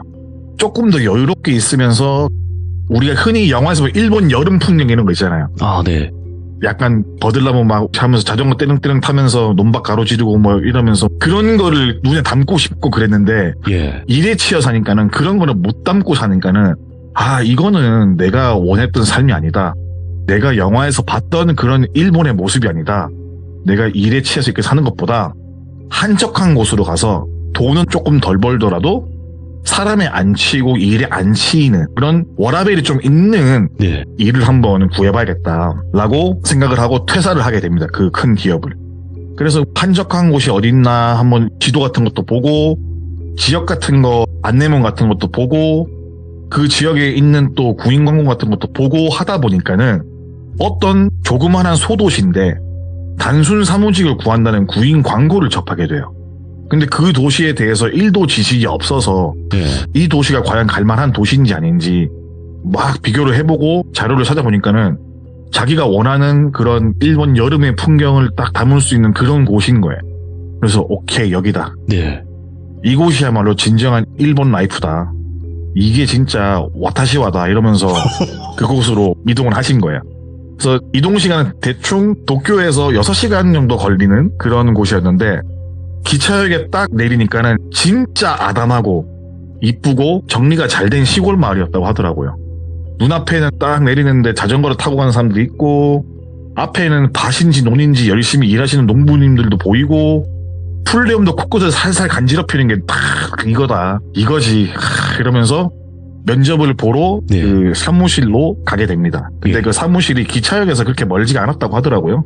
도보로 한 10분 내외에 있는 거리였는데 아무튼 면접을 보러 갔는데 들어가서 면접을 보는데 첫 인상이 뭐랄까 좋게 말하면은 촌티가 나는 거고 나쁘게 말하면은 옷을 왜 저렇게 입고 있지? 라는 생각이 들었다고 하더라고요. 왜냐고 제가 여쭤보니까는 그분 똘비라는 분이 말씀하시길 보통 우리가 양복을 입으면은 검은색이면 검은색, 회색이면 회색, 혹은 투 컬러로 맞춘다 해도 어울리는 색으로 입잖아요, 대부분. 자켓은 뭐 갈색이라면 바지는 검은색이라든가 이런 식으로 약간 톤이 좀 맞게끔 입는데 그분께 설명하시기를 자켓은 갈색인데 예? 예를 들어서 바지는 핑크 그리고 또 안에 와이셔츠는 파란색 그런 식으로 옷을 입고 있다고 하더라고요. 근데 솔직히 그걸 보고 나서도 그냥 패션에 자기만의 철학이 있는 사람이구나라고 생각을 했대요. 왜냐하면 그런 것보다 더하고 더한 파격적인 패션을 이미 도쿄에서 눈에 질리도록 담아왔거든요. 막 굽이 40cm 되는 거 막 신고 다니는 사람도 봤고 머리를 산다라박보다 더 높게 세우는 사람도 봤고 그랬던지라 이런 패션은 그냥 넘어갈 수 있는 수준의 패션이구나. 예. 거기다가 내가 뭐 디자인을 하러 온 것도 아니고 여기서 단순 사무직을 하려는 건데 뭔 상관일까 생각에 첫 만남은 다소 독특했지만 마음에 담아두지 않았어요. 근데 이분들이 이 똘비라는 분의 스펙을 보니까는 여기에 올 사람이 아닌 거예요. 일본에서도 손꼽히는 대학을 나왔고 일본에서 엄청 큰 대기업을 다니다가 굳이 시골로 와서 간단한 사무 업무를 하기 위해 여기로 왔다는 거에 대해서 예. 약간 신비한 듯 쳐다보죠. 왜 여기 와 계시냐. 당신은 저기 도쿄에서 살아야 되는 거 아니냐. 근데 똘비라는 말씀하시길 그런 삶보다 조금 더 여유롭게 살고 싶어서 왔다. 여기 보니 근무 시간이 이렇게인데 추가 근무도 없다고 해서 괜찮을 것 같아서 왔다라고 말하니까는 그래도 희한하게 보더래요. 일단은 희한한 게 한국 사람이고 명문대 출신, 대기업 출신 이런 사람이 여기 와서 일을 한다. 우리는 좋은데 괜찮으시겠냐고 또 한번 재차 물어보더라고요. 괜찮다. 할 수 있다니까요. 우리가 단순 업무이긴 한데 네. 이게 지금 뭘 하는지 우리가 말하는 걸 들어보시고 마음에 안 들면 가도 된다라고 말을 하더래요. 뭔 이상한 일을 하길래 이런 말을 하나 싶어서 들어봤대요. 네. 근데 이 사람들이 말하는 간단한 사무 업무라는 건 뭐냐면은 이 사람들은 야쿠자예요. 일단 빠친코를 운영해요. 이 도시에서. 그리고 상품권을 받아오면 현금으로 바꿔주는 사무실이 있는데 그거를 장부에 적는 걸 기재하고 뭐 이렇게 하는 사람이 필요한 거예요. 예. 그래서 처음에 구인구직할 때 단순 사무직이기에 지원을 했는데 와서 보니까는 그런 일이라서 똘비도 살짝 꺼림칙했다고 하더라고요. 근데 이게 불법이 아니래요. 예. 지금은 어떤지 몰라도 그 당시 때 이게 불법이 아니라고 하더라고요. 또 여기서 면접관이 말해주기를 우리가 원래 예를 들어서 300만 원을 주기로 했으면은 당신은 스펙도 좋고 굳이 여기 와서 일하고 싶다고 하면은 400만 원에다가 숙식 제공해주겠다. 일단 맨션 같은 거 우리가 쓰는 맨션이 있는데 거기다 지내시면 되고 예. 식사하시는 거 영수증만 들고 오면은 바로바로 현금으로 주겠다. 나쁘지 않잖아요, 조건이. 또 들어보니까 이래서 약간 무장이 해제가 되면서 괜찮은 조건. 그 당시 때 그분들이 말했던 그 금액은 이 사람이 원래 다니던 그 회사에서 받던 임금의 70% 정도에 된다고 하더라고요. 근데 거기에 집세도 공짜, 밥도 공짜, 거기다가 또 마을도 조용하고 이 사람들 보니까는 우리가 TV에서 봤거나 영화에서 보는 야쿠자들처럼 인상이 세거나 이게 아니라 약간 좀 나쁘게 말해서는 덜 떨어져 보이고 좋게 말해서는 순박한 사람들처럼 보이더래요. 그래서 내가 도쿄에서 봐왔던 야쿠자들 무리들의 모습이랑 여기랑 너무 틀리다. 이 사람들 보니까는 그렇게 뭐 몸에 무인신이 있거나 그런 건 아닌 것 같아가지고 경계심 풀고 일을 한다고 합니다. 그래서 그럼 잘 됐다. 그러면은 오늘은 일을 할 수 없으니까는 어디 보자. 이번 주는 그때 예를 들면 목요일이라고 치면은 목, 금, 토, 일은 쉬시고 4일 동안은 동네 분위기도 파악을 하시고 월요일부터 업무를 시작하는 걸로 하자. 월요일 날 아침 9시까지 이곳으로 오시면 된다. 라고 말하고 다른 부하 직원한테 차로 숙소까지 데려다 주라고 말을 하셔가지고 똘비라는 분이 그 차를 타고 숙소로 가게 돼요. 네. 근데 이 시골 특성이 조금만 벗어나면은 논밭이잖아요.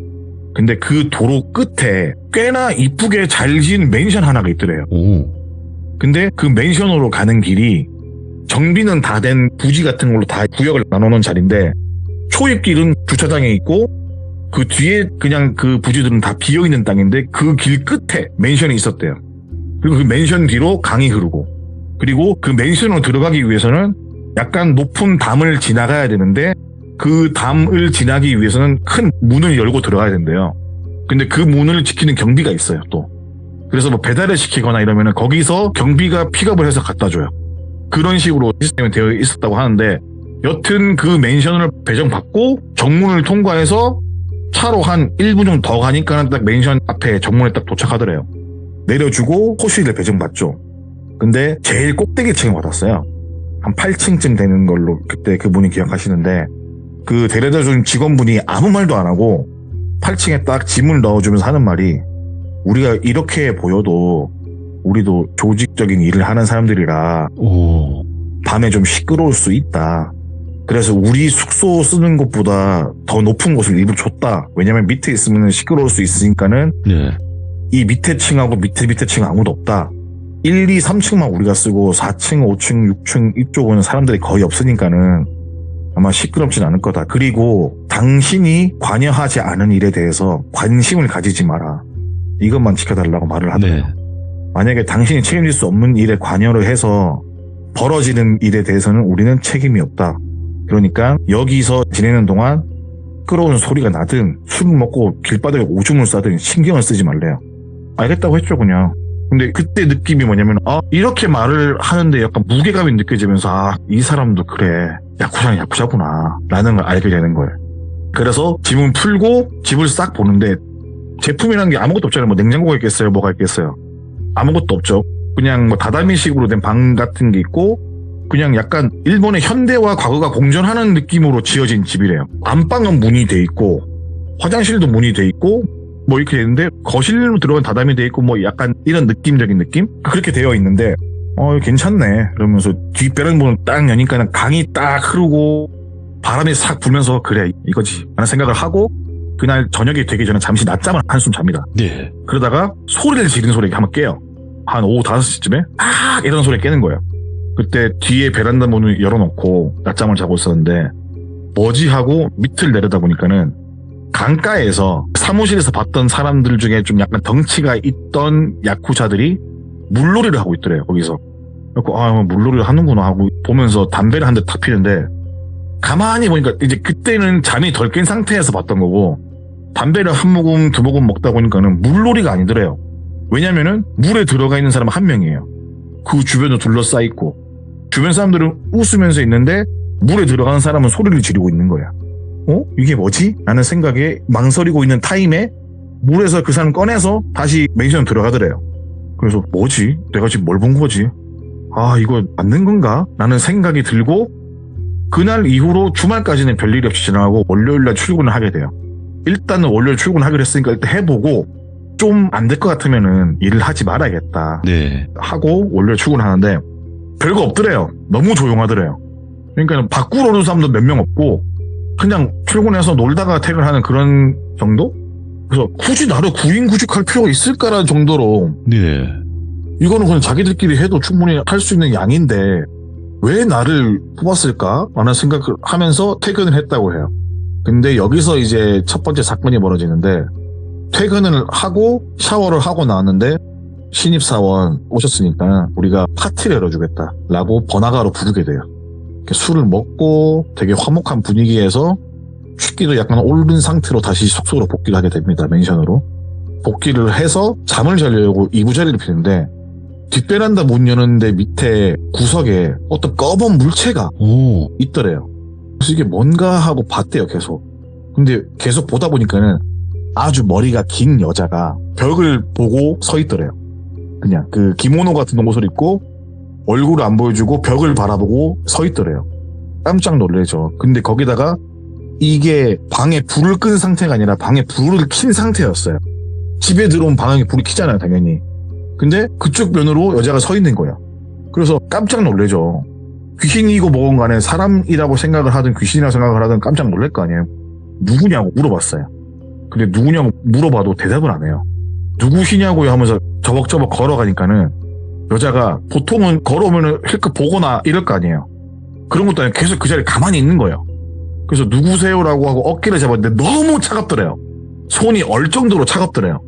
그래서 차가 손 떼는 순간 그 사람은 사라지고 없는 거야. 뭐지 이거? 내가 술에 취해 잘못 본 건가? 근데 그렇다고 생각하기에는 너무 생생하잖아요, 이 광경이. 예.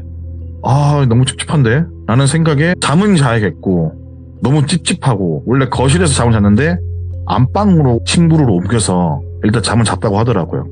그리고 다음날에 출근을 했어요. 근데 출근을 하려고 1층으로 딱 내려갔는데 1층 입구에 생전 처음 보는 껄렁껄렁한 사람이 인사를 하더래요.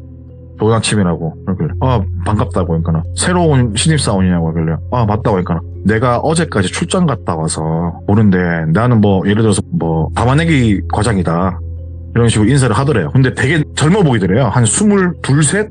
머리는 노란색의 전형적인 일본 양아치 같은 스타일로 입고 있는 사람이었는데 보면서 실실 웃더래요. 자기를 보면서.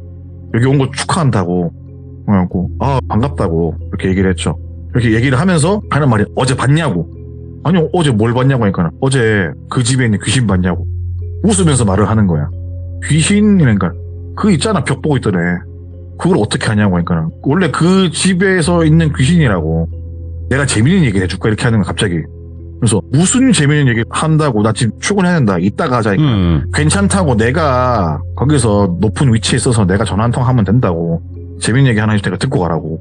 근데 이게 너무 어처구니가 없잖아요. 똘비라는 분이 그래 한번 일단 얘기는 들어보겠다니까는 도박을 하러 오는 사람 중에서 어떤 사람은 차를 팔고 어떤 사람은 집을 팔고 어떤 사람은 자기가 들어놨던 적금을 깨서 한탕주의 삼아서 여기 덤벼들고 어떤 사람은 팔 게 없으면은 자기를 팔고 자기도 팔아서 안 되면 뭘 팔겠냐길래 모르죠. 그러니까는 자식을 팔겠지 이렇게 말을 하는 거예요. 근데 이게 너무 뜬금없잖아요. 입사한 지 하루 됐는데 그럼 자식을 팔고 그다음에 뭘 팔까? 이렇게 물어보더래요. 뭘 팔 게 있나요? 그쯤 되면 더 있지 않지 않을까? 그러니까 희망을 팔겠지 이러는 거야.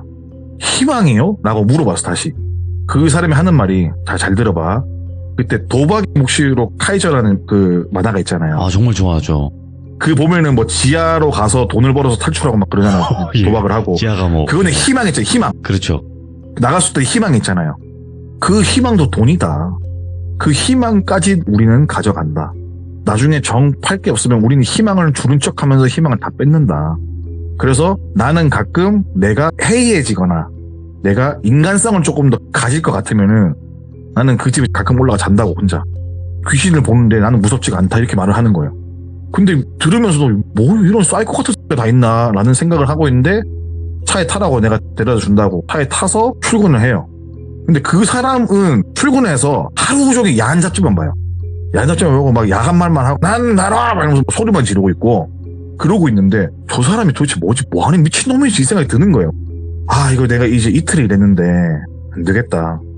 그만둔다고 말을 해야겠다 라고 생각하고 그 사람이 높은 사람이라 그랬잖아요. 어떤 그 젊은 사람이. 근데 실제로 그 사람이 그 지부에서 손가락 안에 들어가는 사람이었어요.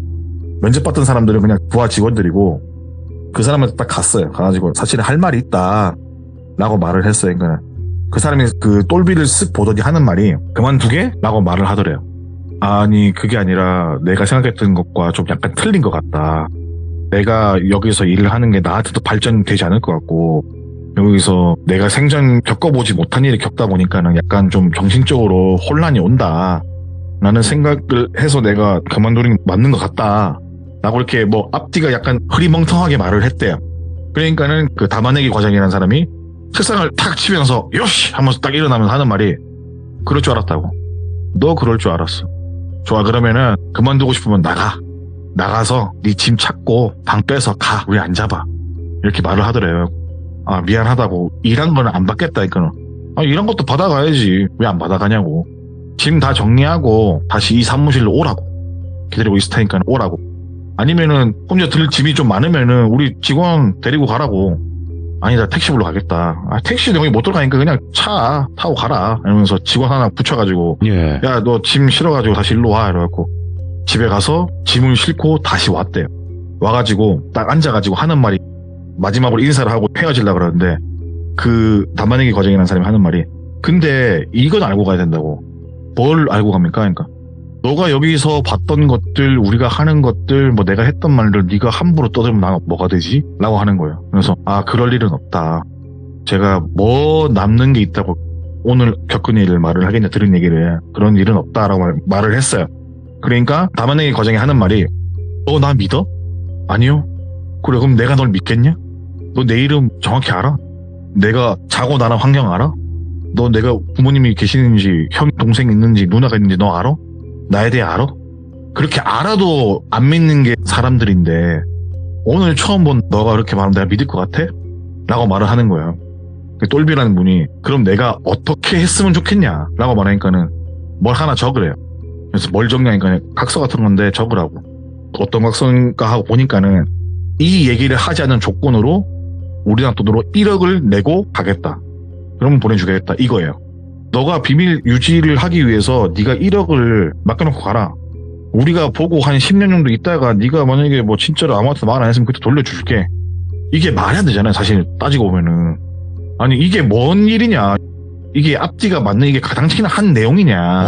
그러니까는 담아내기 과정이 그치 말이 안 되지. 네가 지금 비밀로 한다고 하는 것 자체가 말이 안 돼 이 새끼야 이러는 거예요. 이래서 조선놈들은 참 멍청하다니까 이렇게 말을 하는 거예요. 조선놈이란 말을 들으니까 기분이 나쁘더래요.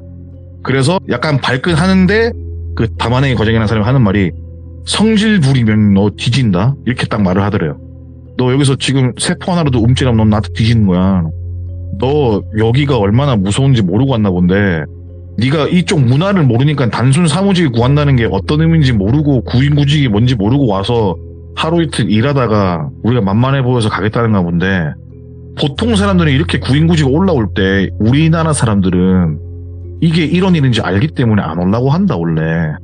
여기서 일하는 걸 별로 안 좋게 보고 그래서 안 올라고 했는데 너는 약간 멍청하게 끌려 들어왔으면은 네가 멍청하게 두 번을 왔는데 우리가 바보도 아니고 너를 그냥 보내주겠냐고.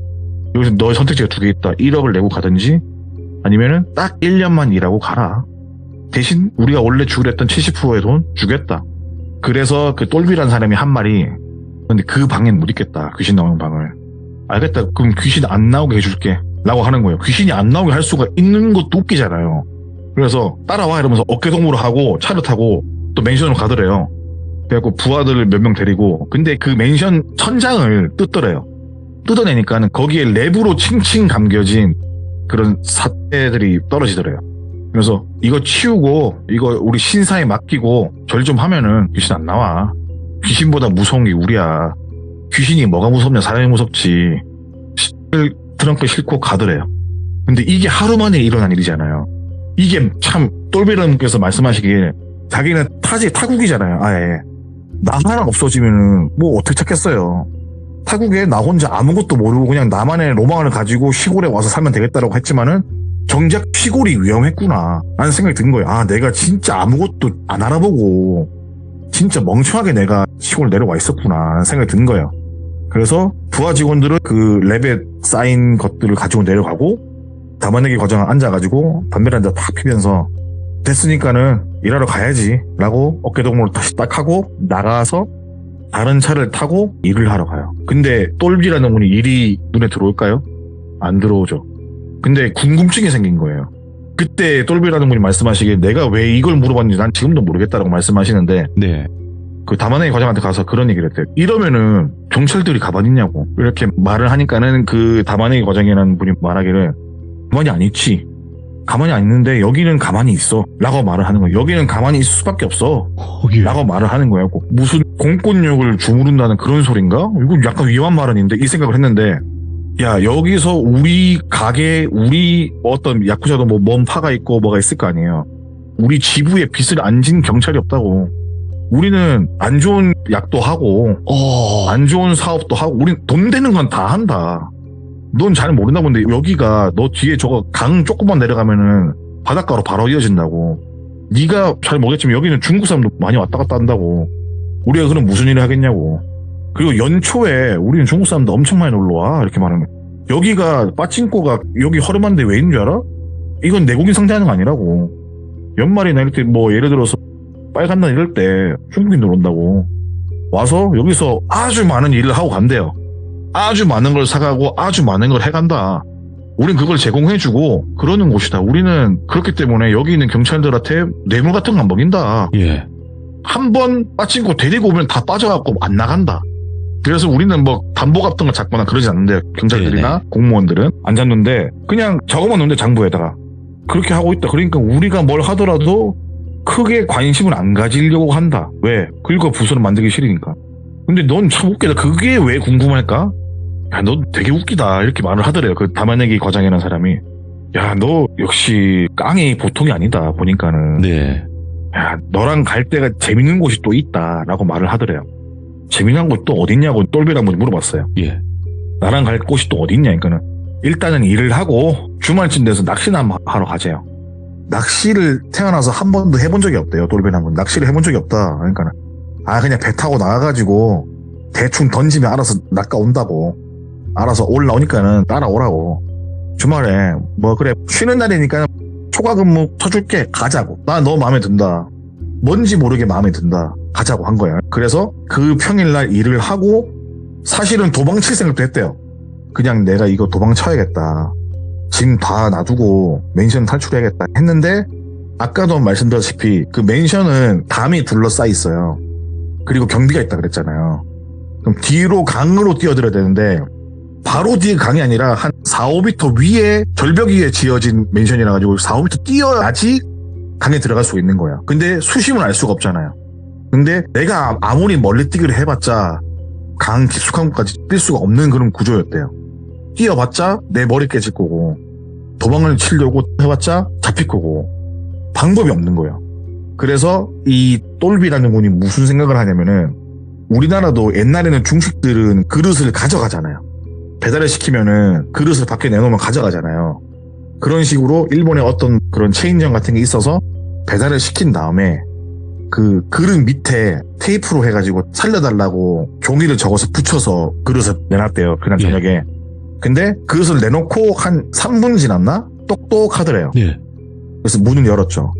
그러니까 경비 한 4명이 아주 기분 나쁜 얼굴로 서 있는 거예요. 그래서 무슨 일이시냐니까는 이런 쥐새 같은 새끼면서 겁나게 때리더래요. 발로 예. 밟고 머리를 발로 차고 피는 막 나고 있는데 이런 거 뭐 하러 저거 보냐고. 야, 우리가 바보도 아니고 그래 쓰레기 나가나 보다 하고 우리가 가만히 있을 것 같냐고. 우리가 너 남긴 밥 한 숟갈 다 산다고. 네가 밖으로 뭘 내보는 줄 알고 너 나 믿냐? 난 너 안 믿지. 너 나 처음 보잖아. 나도 너 처음 봐. 그러니까 그 담아내기 과정이랑 똑같은 얘기를 하는 거야. 그래서 이때 이 똘비라는 분이 공포에 질리기 시작해요. 큰일 났다 이거. 야, 이거 어떡하냐 이런 생각을 한 거야. 그리고 그날 저녁에 또 잠이 들었어요. 또 사람이라는 게 맞고 뭘 하고 무섭고 뭐고 간에 피곤하면 잠이 들잖아요. 그 똘비라는 분 말씀으로는 울다가 잠이 들었대요. 울다가 아파하고 낑낑대다가 잠이 들었대요. 근데 꿈에서 그날 첫날에 봤던 여자가 또 나오더래요. 벽에 붙어가지고 긴 머리로 해갖고 귀신 안 나온 다음에 담아내기 과장아 이 생각을 하고 있는데 여자가 예. 손으로 창문을 가리키면서 계속 막 손가락으로 뭐를 막 표현하는데 이게 뭔 말인지 모르겠더래요. 한자 같은데 손으로 뭔가 표현을 하는데 뭔지 모르겠더래요. 그 와중에 꿈에서 깨게 돼요. 그래서 뭐지? 이 사람이 나한테 무슨 말을 하려는 거지? 예. 라는 생각을 가지고 아침에 또 출근을 해서 또 반복되는 일상을 가지게 돼요. 근데 이런 꿈을 한 달간 꿨다고 하더라고요. 다르게 뭐 나를 괴롭히려고 온다거나 그게 아니라 근데 이 한 달 동안 있으면서 쉬는 날이나 뭐 아니면 퇴근을 일찍 한 날에 있으면 항상 맨션 1, 2층에서는 사람 막 곡소리 나고 이런 소리 나고 뭐 카드를 수시로 왔다 갔다 하고 막 이렇게 있더래요. 그러다가 똘비라는 분이 일을 하신 한 달쯤 지난 다음에 중국의 춘절이라고 불리는 그런 명절에 일본 본토로 아주 많은 중국인들이 들어오게 됩니다. 근데 여기서 앞서 말했지만 탈출을 당장 할 수 없었고 할 길도 없고 방법도 없었어요. 그래서 수긍하면서 살기로 했던 시간이 좀 지나서 춘절이 온 거예요. 일단 뭐가 되었든 사는 게 먼저 아니겠습니까? 살아야지 훗날을 도모할 수 있는 거니까 일단은 살기로 하고 근데 이 명절에 수많은 중국인들이 버스를 타고 들어오고 기타 다른 수단으로 들어오는데 스님들도 들어오고 다른 종교 쪽 기독교 쪽 인사도 들어오고 이런 식으로 일반인과 거의 다름없는 비율로 들어왔대요. 그래서 똘비라는 분은 단지 복장만 이런 건가? 라는 의심이 들 정도로 거기서 술도 드시고 고기도 드시고 누가 보면 고기에 미친, 술에 미친 사람인 착각이 들 정도로 그렇게 먹고 지냈다고 하더라고요. 근데 이 기간 동안 아주 큰 사실을 알게 된 게 있어요. 이 똘비라는 분이. 여기는 단순한 자기가 알고 있던 변두리 야쿠자 조직이 아니에요. 여기는 중국과 일본 어둠의 조직이 만나서 물물 교환을 하거나 서로 청탁을 하는 장소인 거예요. 그리고 서로에게 필요한 것을 제공하고 제공받는 그런 곳인데, 훗날 나중에 알게 된 사실은 여기가 뭐 예를 들어서 야쿠자 무슨 파가 있을 거 아닙니까? 이런 식으로 그런 조직의 어느 지부는 이름만 빌렸을 뿐이고, 이분들이 주로 하는 거는 그거예요. 고로시야. 고로시야라는 거는 우리가 옛날에 어릴 때 만화책 보면은 청법하는 그 만화책이 하나 있거든요. 일본 만화 중에. 야쿠자에서 청부업도 하고 사람으로 장난질도 치고 누군가 얘를 좀 감금했으면 좋겠다 하면은 데리고 오고, 폭행이 필요하면은 폭행도 해주고, 그리고 감금이나 이런 것을 했던 장소가 지금 똘비가 묵고 있는 숙소예요. 그러니까 이 구역을 관리하는 사람이 다마네기 과장이고, 근데 특이한 거는 이렇게 여러 가지 감금과 폭행이 있는데, 그리고 이곳에서 원수를 지거나 도박에 빠져서 채무를 갚을 길이 없는 사람들 있잖아요.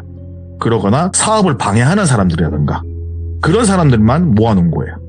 그러니까 일반적으로 우리가 뭐 사람을 납치하고 그런 게 아니라 어느 정도 돈을 받고 상대편 라이벌이라든가 아니면은 이런 식으로 데리고 오고 혹은 일에 방해가 되는 자들을 맡아서 관리하는 곳이었어요. 관리도 하고 처리도 하는. 여기서 드는 의문점이 똘비가 있었는데, 그럼 이 지역에도 엄연한 치안 병력이 있을 텐데 왜 아무도 모르고 왜 가만히 있을까? 뭔가 수상하다는 느낌 받지 않았을까라는 생각을 했는데, 마을 주민들은 이런 곳인지 몰라요, 애초부터. 왜냐면은 저희 지역만 보더라도 어떤 기업 연수원, 어떤 기업 어디 교육원 이런 거 산속에 숨어 있잖아요. 그런 곳들이 많잖아요. 그럼 그런 식으로 어느 대기업의 이름을 걸어놓고 연수원 이런 거 붙여놓으면은 사실 일반인들이 거기 들어갈 일도 없고 그냥 연수원이구나 하고 말잖아요. 그렇죠. 대부분 그런 곳들은 물 좋고 공기 좋은 산 그러는 쪽에 많잖아요.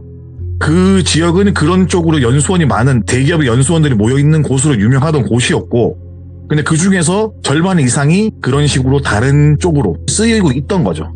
그리고 이곳에 있는 정치인들이나 그런 분들은 지금은 어떤지 모르는데 그 당시 일본만 하더라도 예를 들어서 아버지가 정치인을 하고 있어요. 좀 어느 정도의 힘이 있는 공직자라고 친다면은 그의 아들이 공부를 해서 좋은 대학을 나와서 아버지가 닦아놓은 길을 밟아 나가는 수순으로 세습정치처럼 되는 거예요. 옛날에 일본은 그랬다고 하더라고요. 뭐 지금은 모르겠습니다. 그 당시는 그런 일이 비일비재했다고 하더라고요. 지금은 폭력조직이 힘이 없다고 하잖아요, 일본에서.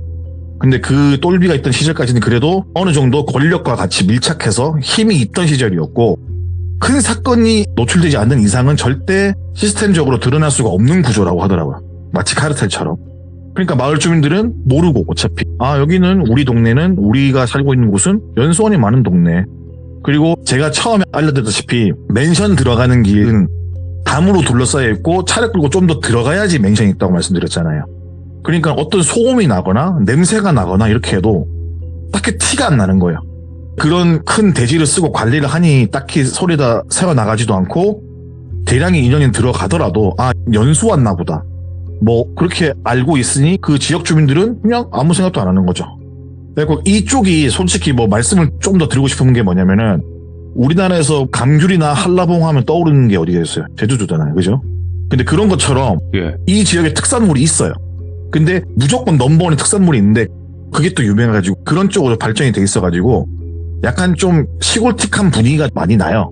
아무튼 그렇게 됐었고, 이 모든 걸 나중에 알게 될 때쯤, 그리고 이 모든 시스템 구조가 이렇게 된다는 걸 알게 될 때쯤 두 번째 춘절이 찾아와요. 여기서 나갈 수 없다고 판단 섰고 성실히 일을 했고 누구보다도 더 열심히 일을 했대요. 어차피 내가 여기서 나가봤자 나는 안 된다, 못 나간다 하는 생각에. 그렇다고 뭐 일선에 뛰어들어서 누굴 혼내거나 뭐 나쁜 약을 공급하거나 제조하거나 이런 건 아니고, 원래 하기로 했던 정상 같은 거 있잖아요.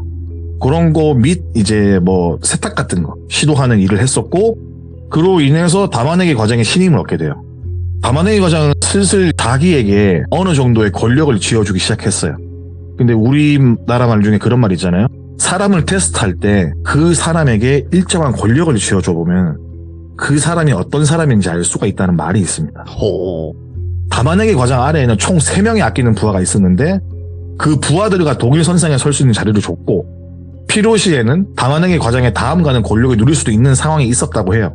솔직히 다 내려놓고 살기 위해서 열심히 일을 하니까는 이쁘게 봐줬던 거죠.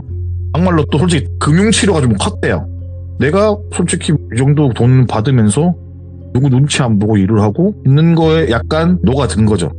도망가야겠다는 생각이 점점 희미해지고 뭐 자신한테 하대하는 사람도 딱히 없고 다들 보면 인사를 하니까는 그때의 당시를 회상하는 똘비는 나는 그때 아마 내가 가진 원래의 본성 그러니까 내 천성을 봤던 것 같다고 하더라고요. 나도 그냥 내가 대단히 잘나거나 그런 것도 아니고 나도 이렇게 살다 보니까 나도 나쁜 사람이 되는 거고 근데 나도 원래 나쁜 사람이 같다라고 이렇게 느꼈다고 하더라고요. 자기가 좋은 사람이 아니라는 걸.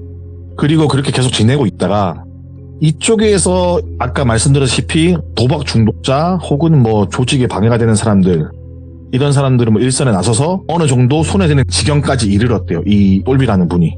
그 중에서는 한국인 조직 풍기배 두목급도 있었고 한국에서 넘어온 도박꾼도 있었고 안 좋은 약을 하다가 빚에 의해서 팔려온 여성분들도 있었고 근데 반대로 큰 대륙 중국에서 오는 사람들은 우리가 흔히 말하는 통나무 장사라고 하죠. 그런 부분이 대다수였다고 하더라고요.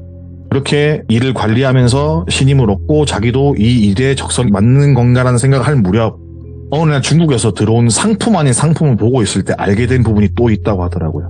네. 춘절 때 늘 중국인들을 보디가드 하는 그 일행들이 있었어요.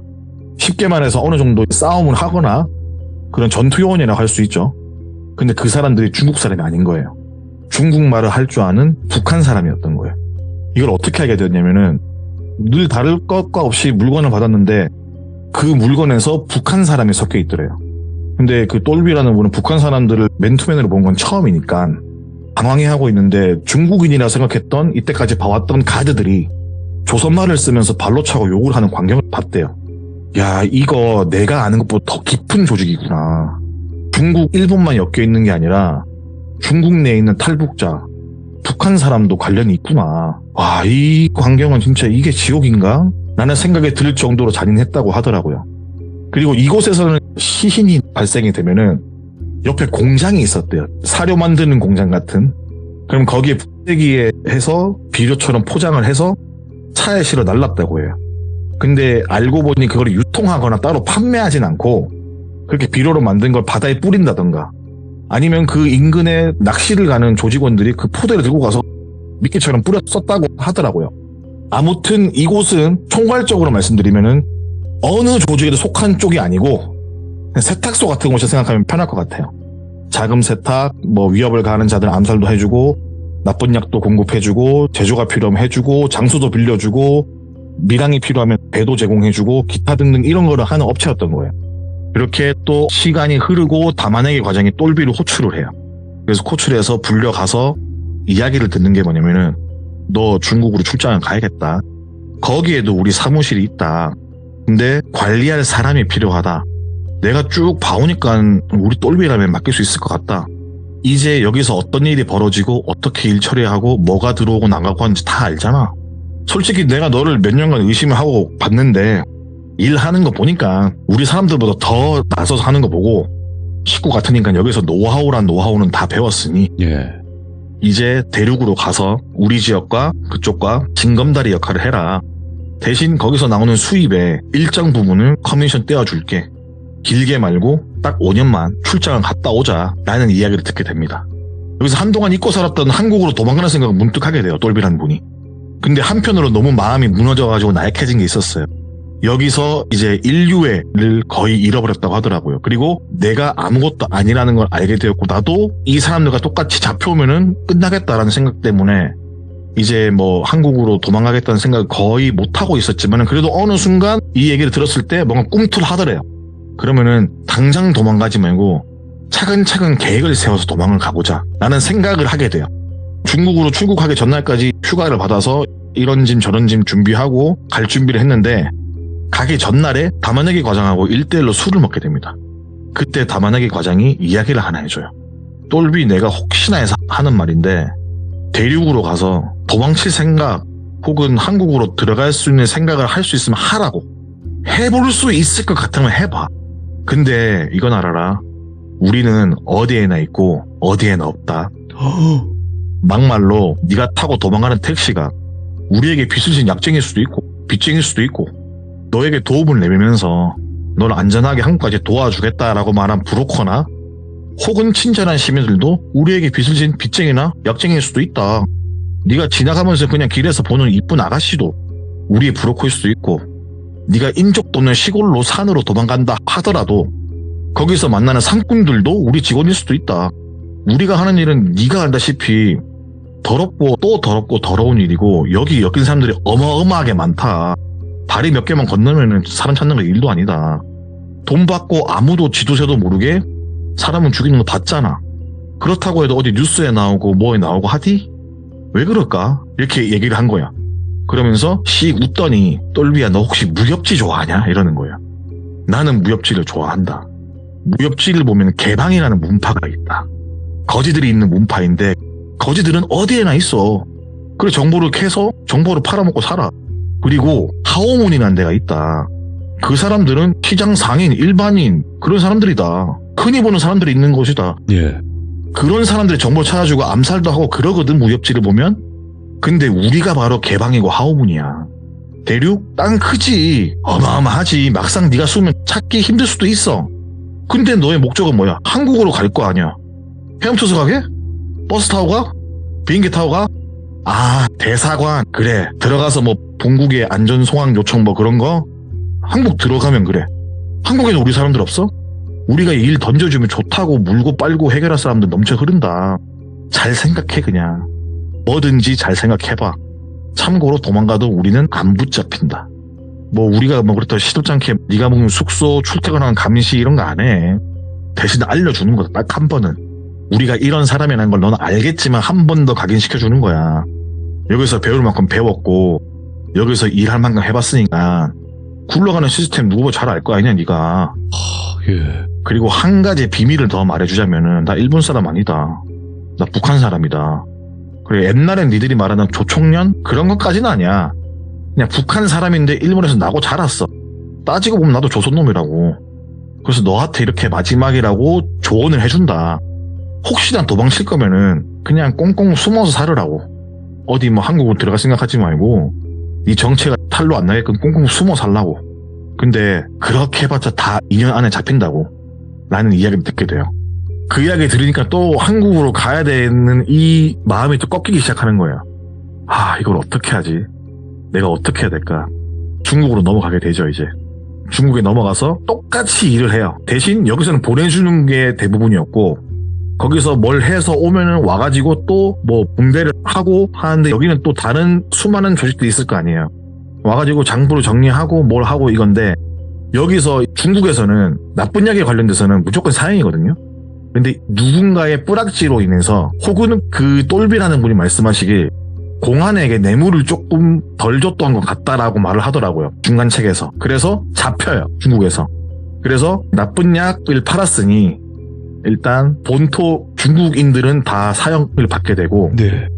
일단 이 사람은 중국인이 아니잖아요. 근데 원래 중국인이 아니더라도 나쁜 약을 하면은 원래 사형이에요. 근데 한국이랑 중국이랑 그때 사이가 한창 좋을 때예요. 그래서 일단은 보류해놓은 거예요. 그래서 우리나라와 중국 간의 관계가 좋아서 중국에서 한국 본토로 보내버립니다. 그냥 니네가 처리해라. 근데 이런 케이스가 진짜 없다라고 하더라고요. 보통은 죽는다. 근데 나는 조상에 도왔는지 아니면 뭔가 누가 날 도왔는지 한국으로 갔다. 한국에서 대충 나쁜 약 사범이라 해봤자 몇 년 안 살자 초범이면은 한 3, 4년 살고 나왔다고 하더라고요. 근데 나오는 날 담화내기 과정이 와 있더래 앞에. 담화내기 과정이 하는 말이 내가 너 한국으로 보냈다. 그러니까 공안한테 뇌물을 줘가지고 한국으로 보낸 거예요. 그냥. 그러니까 한국과 중국의 관계가 좋아서 보낸 것도 있지만 뇌물을 써가지고 한국으로 보냈다는 거예요. 어차피 중국 쪽은 이제 더 이상 나쁜 약은 힘드니까는 그 사무실은 닫아야 되고 한국에서 중간 프로포가 또 필요한 거예요. 그래서 이 똘비라는 사람을 한국에 심어놓은 거예요. 쉽게 말해서 이 사람은 한국에 있는 지부장이 된 거예요. 흔히 담화내기가 말하는 뭐 하오문인지 개방인지 하는 그런 쪽의 지부장이 된 거예요. 그래서 그쪽 일을 계속 도와주면서 솔직히 뭐 이런 말씀 드리기 그렇지만은 걸리거나 이럴 때는 가지치기처럼 밑에 애들 보내고 또 걸리면은 밑에 애들 보내고 항상 무언가 사업을 할 때 바지사장을 세워놓고 한대요. 이분께서 그때 당시에 제가 처음 봤을 때 했던 직업이 뭐였냐면은 부동산업을 했거든요. 근데 이 사람이 부동산업을 하셨는데 하시는 말씀이 내가 적어도 관리하는 건물은 한 3,000채 정도 될 거다. 이 사람이 그러니까 밑에 부하들부터 해가지고 쫙 모으면 자기 관리하는 게 그만큼이 된대요. 그 중에서 몇 채는 그런 것처럼 관리를 한대요. 일본에서 했던 것처럼. 그래서 가끔씩 막 그런 얘기 하시더라고요. 뭐 어떤 인적 드문 곳에 쓸데없는 연수원이나 쓸데없는 기도원 같은 게 있는 데가 있다. 그런 거 다 내가 관리하는 거라고. 그리고 그 분이 말씀하시길 사이비를 만든대요. 저도 이거 옛날 돌비라디오 들은 적이 있는데 사이비를 만드는 사람들이 있잖아요. 맞죠, 예. 이분이 사이비라는 종교도 만들어서 사람들을 모은대요. 그래서 어떻게 다른 쪽으로 뭐 나쁜 것도 유통도 하고 그 사람들 이용해 먹고 돈도 뽑고 이렇게 한대요. 근데 나 같은 사람이 우리나라에 나만 있는 거 아니다. 나 말고 다른 사람이 있다. 나는 근데 세월이 지나면서 담화내의 과정하고 잘 풀어서 일을 하나둘 덜고 있다. 난 이 일선에서 물러나 있다. 이제는 거의 라고 말씀하시는 거예요.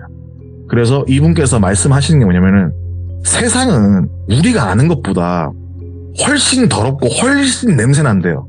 내가 사는 세상은 그냥 부모님 잘 계시고 친구들 만나서 술 한잔 먹고 뭐 회사가 어땠니 뭐 여자친구가 어떻니 이런 거는 진짜 단편적인 거고 너희가 밝은 데서 술 먹는 거 그 이외의 어두운 장소에서는 뭔 일이 일어나는지 너희는 알 수가 없다고.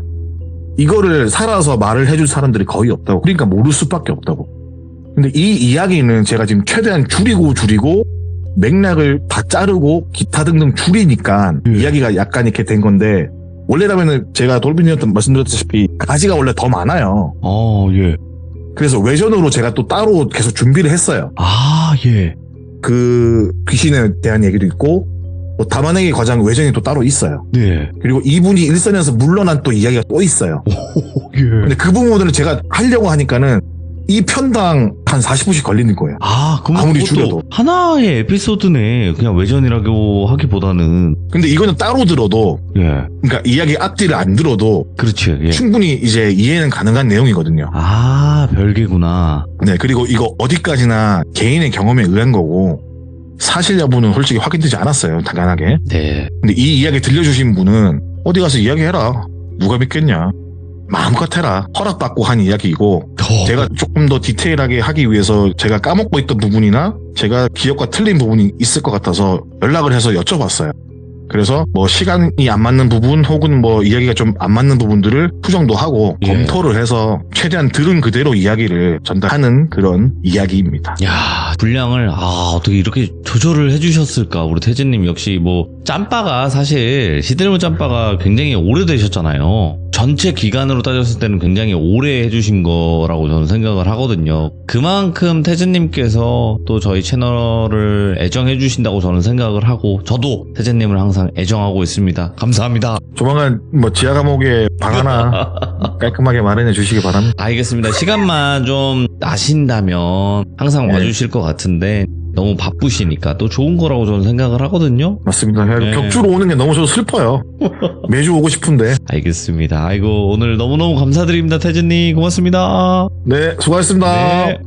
아무튼 태진님의 또 어마무시하고 섬뜩한 이야기를 들어봤습니다. 근데 그 말이 너무 무섭네요. 우리는 어디에나 있고 어디에도 없다. 이 말이 너무나 무서운 이야기인 것 같고요. 아마 제목이 그거가 될 수도 있을 것 같아요. 우리는 어디에나 있고 어디에나 없는 사람들이다. 이게 제목으로 했을 때 아주 섬뜩하게 맞을 것 같기도 합니다. 시청해주신 모든 분들 항상 이 세상은 우리가 바라보는 것보다 더럽다는 거 알고 계시길 바라겠습니다. 감사합니다.